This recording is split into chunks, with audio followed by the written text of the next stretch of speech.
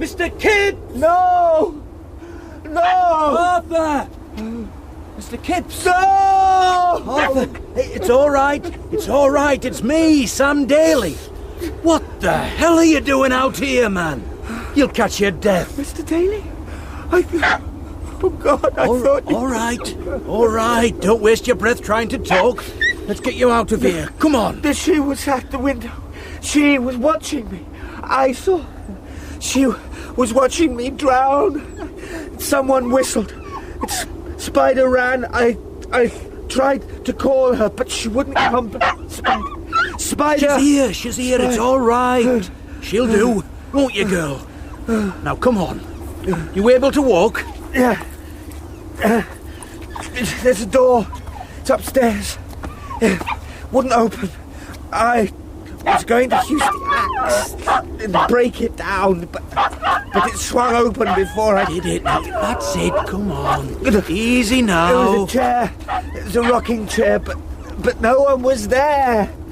And someone whistled, and I came out, and a spider ran. Yeah, she's a good runner. Now, come on. Let's get you inside, in the warm.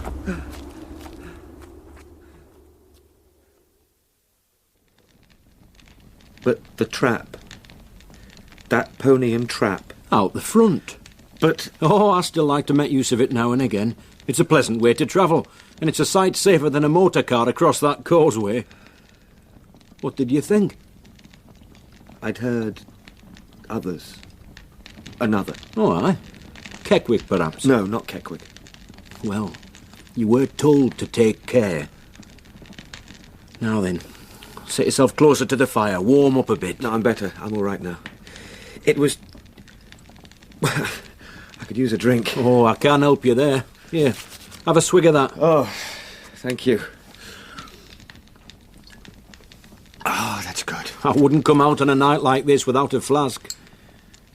Why did you come out, Mr. Daly? I had you on my mind. I weren't happy. It began to unsettle me. But it's quite early in the morning, isn't it? I've become so confused. Middle of the night. I kept waking. Like I say, I had you on my mind. And it's a good job I came when I did. Yes, I'm very grateful. I can't actually remember. I can't even remember how I got in here. I carried you in, Arthur. You were pretty far gone out there. Well, I am extremely glad to see you, Mr. Daly. Aye, you've good reason. People have drowned on that marsh before now. Yes, I know that now. I was being pulled under, and the dog with me. And she was watching it all. Anyway, there. Now you've come to a bit more, you best get whatever you need and we'll be off. Off? Aye. I came to see how you were faring in this godforsaken place. Well, I have seen. Now you better come back home with me and recover yourself. For my work? And what have you found here, Mr. Kipps? A map to buried treasure? No. A great quantity of rubbish, Mr. Daly, and precious little else. But the job will have to be done at some time or other. I am obliged to do it. Sometime, Arthur. Not now. No, you're right. There are some letters, papers here I want to take with me. And I have to go upstairs. Upstairs? Why? I need to see something. I'll come with you. No. I must do it on my own. You won't learn, will you, Arthur? Please. I have to. Go on, then. I'll wait for you here. Just shout if I there's won't any... be long.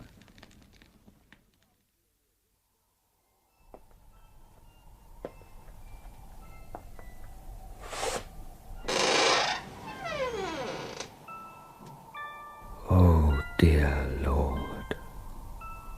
The room that had been so ordered only hours before now lay in a state of total disarray. Sheets and blankets had been pulled from the bed and lay trailed across the floor. The wardrobe door and the drawers of the small chest had been thrown open, the clothes dragged out and left hanging like entrails from a wounded body. The lead soldiers had been knocked down like ninepins, books lay open, their jackets torn, soft toys were split and unclothed. The bedside table was overturned, and the rocking chair had been pushed into the centre, to stand like a great brooding bird over the wreckage. And somewhere beneath it all, the music box played.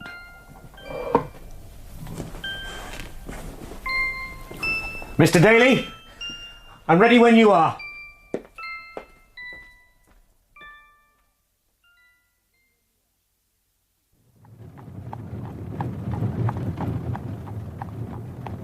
As we crossed the Nine Lives Causeway for what I fervently prayed was the last time, the tide was dropping back steadily. The sky was a uniform pearly grey, the air moist and cold and still. The marshes lay dull and misty all about us, and ahead the flat countryside stood dripping and colourless. At Mr. Daly's, a room had been prepared for me, and I was left alone to sleep fitfully through the morning, my mind in a fever of confusion. I awoke at 1, little refreshed, but forced myself to take a hot bath and eat a light lunch, and then passed the afternoon in the peace and tranquillity of my room, rereading Janet's letters that I had brought with me from the island, slowly piecing together the tragic story that seemed to be centred still at Eelmarsh House. In the same bundle with the letters were 3 death certificates. Nathaniel Drablow, aged 6 years. Cause of death, drowning.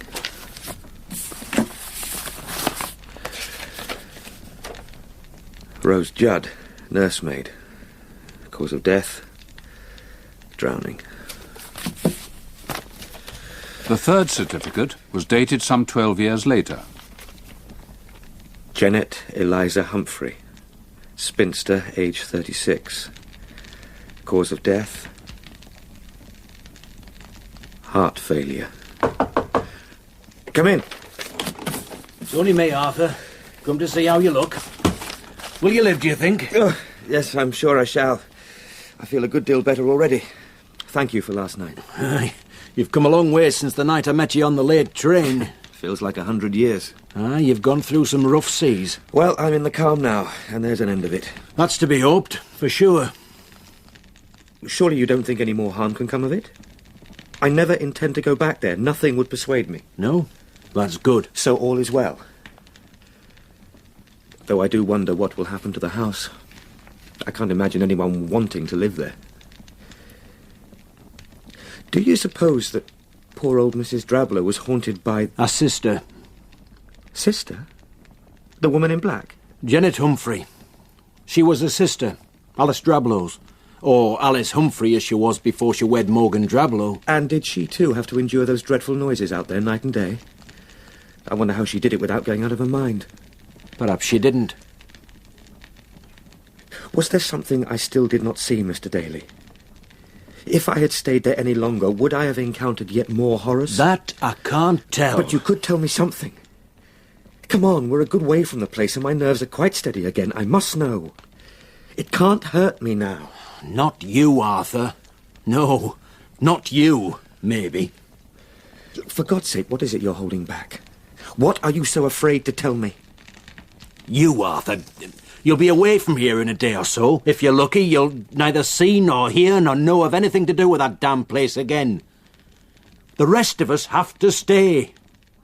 We've to live with it. With what? Stories? Rumours? With the sight of that woman in black from time to time? With what? With whatever will surely follow some time or other. Crithin Gifford has lived with that for 50 years. It's changed people. They don't speak of it. You found that out. And those who suffered worst say least. Jerome, Keckwick. How do you mean, suffered? Very well. If you must be told, then you must. Janet Humphrey never married. She gave up her child, the boy, to her sister and her husband, Alice and Morgan Drablow, because she'd no choice. At first she stayed away, hundreds of miles away, in Scotland. And the boy was raised as a Drablow, never intended to know different. But in the end, the pain of being parted from him, instead of easing, grew worse for Janet. And so she returned to Crithin. She wasn't welcome at her parents' house, and the boy's father had gone abroad, so she took rooms in the town. Are you sure you want to hear this? Go on, please. Well, at first Alice Drablow wouldn't let her see the boy at all. But Janet was so distressed she threatened violence, and in the end the sister relented, just so far. Janet could visit very occasionally, but never see the boy alone and never disclose to him who she was. No one ever foresaw that he'd turn out to look so like her, or that the natural affinity between them would grow out. The little boy became more and more attached to her, and as he did so, he began to be colder towards Alice Drablow. Janet planned to take him away, but before she could do so, the accident happened, just as you heard. The boy, the nursemaid Rose Judd, the pony trap and its driver, Keckwick. Keckwick? Keckwick's father. And there was the boy's little dog, too. My God. Well, that's a treacherous place. You found that out. That sea fret sweeps across the marshes. The quicksands are hidden. So they all drowned? Aye. And Janet Humphrey watched. What? She was back at the house, watching from the nursery window, waiting for them to return. That poor woman. The bodies were recovered, though they left the pony trap that were held too fast by the mud. And from that day on, Janet Humphrey began to go mad. Was there any wonder? No. Mad with grief, and mad with anger, and a desire for revenge. Revenge? Aye, well, she blamed her sister for letting them go out, though it was no one's fault. That mist comes down without warning. Out of a clear sky. Now, whether because of her loss or a madness or what, Janet also contracted a disease, which caused her to begin to waste away. The flesh shrank from her bones. The colour was drained from her. She looked like a walking skeleton. When she went about the streets, people drew back. Everyone was terrified of her. And eventually, she died. She died in hatred and misery. And as soon as ever she died, the hauntings began. And so they've gone on. What, all the time? Ever since? No, less these past few years. But she's still seen, and the noises heard, by folk chancing to be out on the marsh. And presumably by old Mrs Drablow. Who knows? But Mrs Drablow is dead now. There, surely, the whole matter will rest. Whenever she's been seen, in the graveyard, on the marsh, in the streets of the town, however briefly and whoever by, there's been one sure and certain result. Yes? In some violent circumstance, a child has died. What? You mean by some accident? Oh, generally an accident. Once or twice it's been after an illness that struck them down within a day or night, or less. You mean a child of the town? Any child. Jerome's child. Mr. Jerome. Which would explain his behaviour in the churchyard. But surely, children sometimes do die. They do, Mr. Kipps, they do. And is there anything more than chance to connect these deaths with the appearance of that woman? Chance? Oh, you may find it hard to believe, Arthur. You may doubt it. Well, no, We know. I do not doubt, Mr. Daly.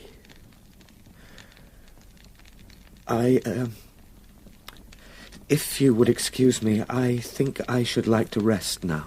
Aye, and so you should, Arthur. I'll leave you. You'll need your strength for your journey home tomorrow. Though you know you're welcome to stop here for as long as you like. That's most kind. But I've a deep longing for London. Strange though it may seem to you. And Stella is waiting for me there. Well, you know your own mind. But for now, I should try and get some sleep. Come on down when you feel like some supper.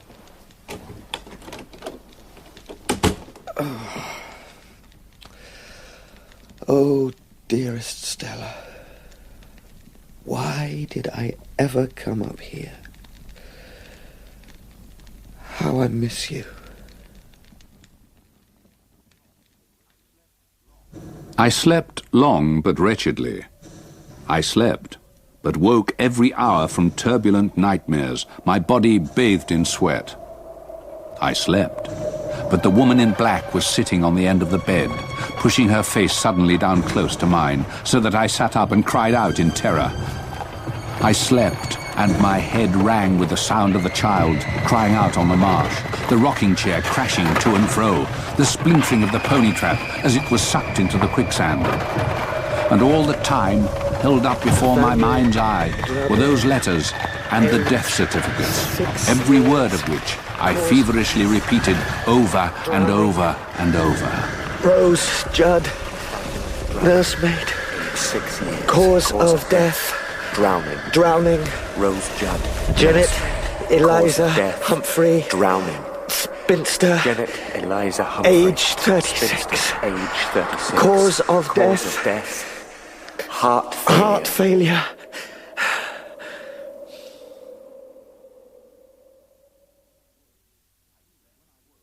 I slept. And when I woke, the fever and delirium finally gone, I was utterly exhausted, drained. But I was well. There was nothing else the woman could do to me. I had endured and survived.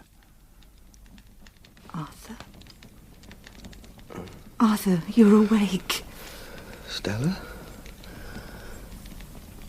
Stella? Where am I? How did I get home? Arthur, you're still at Mr. Daly's. You've been very ill, my darling. I've been so worried.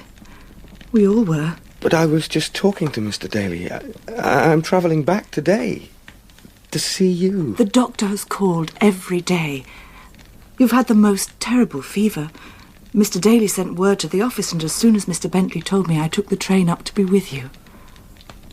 Oh, Arthur, whatever has happened to you here? How long have I been ill, Stella? 12 days or more. Oh, Arthur, I feared I might lose you. Oh, no chance of that, I'm afraid. I come from good yeoman stock. I couldn't stand to live without you, Arthur. Shush, you won't have to. I'm better now. Look at me. All danger is past. Yes. Yes, I believe it is, and whatever it was that did this to you, I shall not allow it to happen again. As soon as you're a little stronger, we shall travel back to London together. We shall be married as we planned, and I shall never let you out of my sight again, Arthur Kipps. Oh, I think Mr. Bentley might have something to say about that. Mr. Bentley and I are agreed. He bitterly regrets having sent you to this place. He asks you to forgive him. Well, I do. I'm quite certain he wasn't to know. And anyway, I'm not sure I do regret having come here altogether. The experience has changed me, Stella. I have seen and heard terrible things here, I cannot deny that, and yet I know, too, something of the pain and suffering that lay behind it all. I can't explain it, but somehow I feel I do understand. Out there, in the middle of it all, I became another person, or at the very least experienced emotions that belong to another. Can you understand at all, Stella? I'm not sure, Arthur. I don't know what went on out there, but I will try, believe me. Oh, I was so young, so arrogant when I arrived here from London. And I'd been taught a lesson. A hard lesson, perhaps, but one I was sore in need of learning. And then, too, I have been the recipient of so much kindness, Stella, from people who barely knew me. Keckwick, the landlord and his wife, Mr. and Mrs. Daly.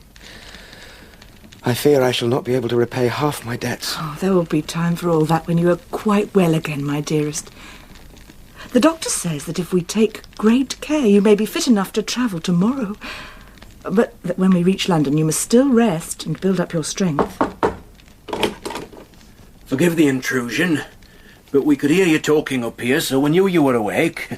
I've been sent up to see if you're well enough to take a little food. I'm a good deal recovered, Mr. Daly, thank you. We are hoping to travel back to London tomorrow. I've imposed on your hospitality more than enough. Don't be foolish, man. It was the very least we could do. I'll go and find Mrs. Daly. She'll be wanting to tell cook numbers for dinner. Spider's been looking for you. How is she? Oh, she's none the worse. I shall miss her a great deal. I think we grew quite fond of each other. I was going to ask you if you might let me take her back with me. But I don't think she's a London dog. I should hope she's not. But she'll be whelping some time or other. If you're serious, I'll keep one of the pups for you. Well, it would certainly be a good reason for you to come and visit us. Aye. Well, no, not that you need a reason. You know that, I hope. I owe you my life, Mr. Daly. I shan't forget that. I'm not a city man myself, but we usually visit once or twice a year. And we'll certainly make it our business to come and check up on you. I must know, Mr. Daly. No, what? You told me that a child has always died in Crichton Gifford whenever the woman in black has been seen. Aye. I must know. Nothing. Nothing has happened. Oh, pray God it may not. Pray that the chain is broken, that her power is at an end, that I was the last ever to see her. Aye. Pray God. She was a poor, troubled woman. The following morning we left the house. There was a sadness at parting company with Mr. and Mrs. Daly, but in truth, nothing more. I did not wish to see the town again, did not want to risk meeting Mr. Jerome or Keckwick, and most of all, I didn't want to catch so much as a glimpse of the distant marsh. The doctor had told me to put the whole thing from my mind, and with Stella beside me, it already seemed as if it might all have happened to another person altogether. Little did I know that the worst was yet to come. Stella and I returned to London, and within 6 weeks we had married, quietly and without fuss. We were as happy as a young man and his bride could possibly be, content in each other's company, not rich, but not poor either, busy and looking forward to the future. A little over a year later, Stella gave birth to our child, a son, whom we called Joseph Arthur Samuel. Mr. Daly was his godfather. Oh, I was so filled with joy and contentment in my life that I never so much as thought about the past. Eelmarsh House, the Drablow estate, Janet Humphrey, these were names that were never mentioned again. And I was in a particularly peaceful, happy frame of mind one Sunday afternoon in the summer of the year following Joseph's birth. We had gone to a large park, 10 miles or so outside London. There was a lake, a bandstand, stalls selling ices and fruits. Families strolled in the sunshine, children tumbled about upon the grass. There was a festive, holiday air about the place as Stella and I walked happily, with young Joseph taking a few unsteady steps, holding on to our hands while we watched him, as proud as any parents could be. One of the attractions on offer was a pony and trap, on which rides could be taken down an avenue of great horse chestnut trees. There was only room enough for 2 passengers, so Stella took Joseph, and I stood watching them bowl merrily away down the ride. You hold on tight, Joseph. I'll wait for you here. I'll be back soon. They went out of sight round a bend, and I began to look idly about me at the other enjoyers of the afternoon. And then, quite suddenly, I saw her, standing by one of the trees, Janet Humphrey, the woman in black, with the wasted face. Oh, my God. Our eyes met, just as they had done in that old burial ground on the island. I felt once more her power, the malevolence, the hatred, the passionate bitterness. And, just as before, I could not take my eyes away from her. I knew that something terrible was about to happen, and that there was nothing I could do to prevent it. No! She stepped out into the path of the pony. No! No!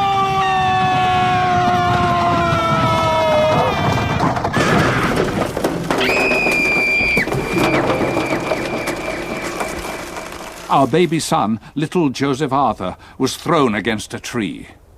He lay, crumpled on the grass below it.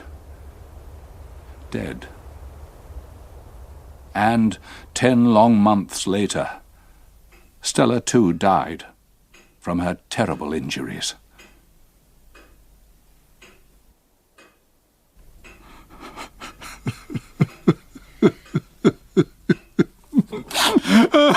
It's past 3 o'clock. What are you doing down here still? had seen the ghost, and she had her revenge. Arthur, what is it? What's wrong? Oh, Esme.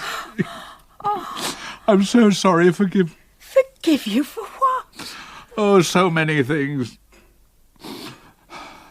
Things that made me what I am today, an old man haunted by his past. Stella. Forgive me. You've never spoken to me of her. In all these years, Arthur. Why? What happened to her? I can't speak. I can't speak of her, Esme.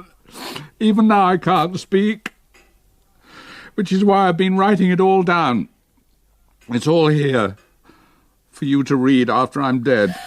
Arthur, tonight, please. Tonight, when the children were telling ghost stories and they asked me to tell one and I shouted at them to leave me alone, It doesn't matter, Arthur. They've forgotten about it already. But they were right, Esme. I did have a story, a true story. And I knew that until I told it, not aloud by the fireside, not as an idle diversion, but until I exorcised it, I would have no rest from it. And that is what I've done tonight. I've set it all down on paper, every detail. At last. And if I weep now, Esme, they are tears of relief at having driven this ghost from within me after all these years. Oh, Arthur. Arthur, there. They were almost back. And we would have gone, Esme. We would have been safe. They were almost back. They'd almost reached me. It's all right, Arthur. It's all over now. You're quite safe now. I saw the ghost of Janet Humphrey. And she had her revenge.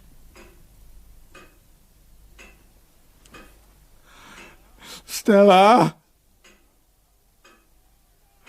Joseph!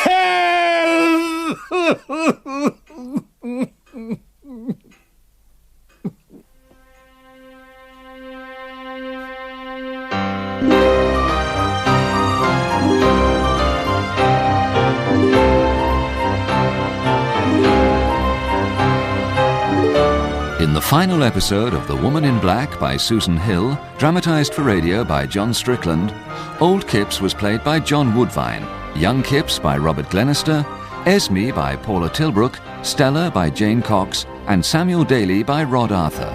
Other parts were played by members of the cast. Technical presentation was by Peter Bellum, Steve Brooke and Maggie Richmond. The music was specially composed by Derek Pearce. The Woman in Black was directed in Manchester by Chris Wallis.